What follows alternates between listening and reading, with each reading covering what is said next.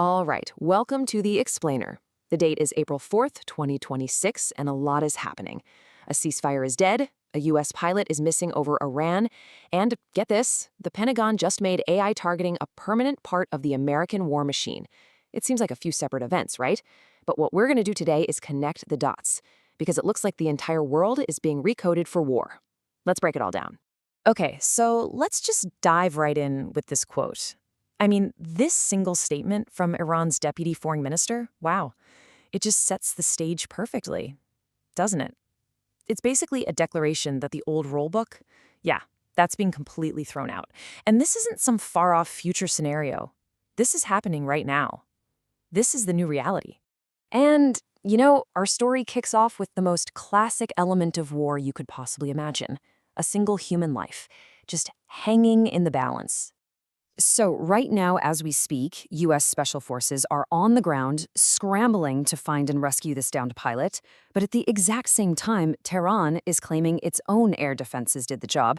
They're even talking about putting a bounty on the pilot's capture. I mean, it is an incredibly high-stakes, very human drama playing out. But here's the thing. Well, all this incredible effort is focused on finding just one person. There's a totally different kind of war unfolding right alongside it. And this one is happening at a scale that is, well, it's almost impossible for us to even wrap our heads around. People are calling this the first true AI war. And it's introducing us to a brand new term, hyperwar. And believe me, this isn't science fiction anymore. We're talking about a conflict where machines, algorithms are shaping the battlefield in real time, right alongside the humans. So, the Pentagon just made it official. AI targeting using these incredibly powerful systems like Palantir's Maven is now a permanent part of their war machine. This isn't a test anymore. The trial phase is over. The algorithm is now a fundamental piece of American military strategy, period. And if you want to know what that really means in practice, just look at this number. In the first 24 hours, just the first day of this conflict, AI systems helped identify and attack 1,000 targets. Just stop and think about that for a second.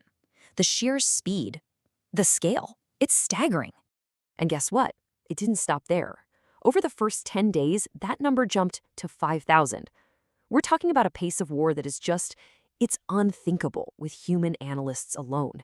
It's a massive leap forward in how quickly they can go from finding a target to destroying it.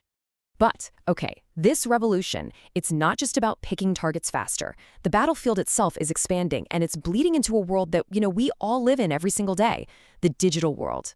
So Iran has just signaled a huge escalation here. Some people are even calling it a digital fatwa. They've come right out and said that the tech infrastructure that powers the American economy and its military, it's now considered a legitimate target of war. And look, we're not talking about some obscure backroom defense contractors here. These are names you know. Amazon, Microsoft, Palantir, Oracle. These are the companies that run the cloud, that handle our data. They are woven into the fabric of our daily lives. And now they are officially on a target list.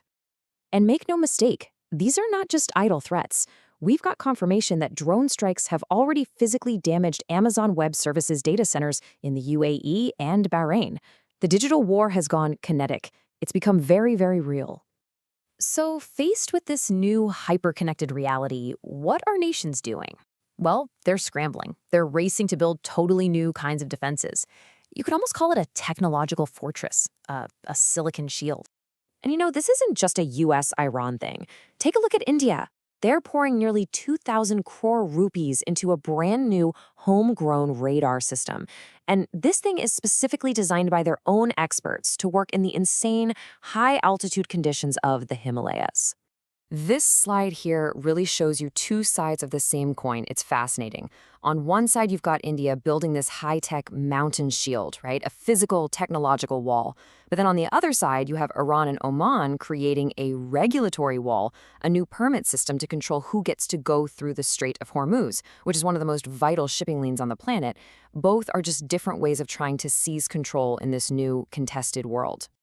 Okay, so let's pull all these threads together. You've got a missing pilot, an AI that's picking thousands of targets, cyber attacks on huge tech companies, and new defensive walls, both digital and physical, going up all over the place.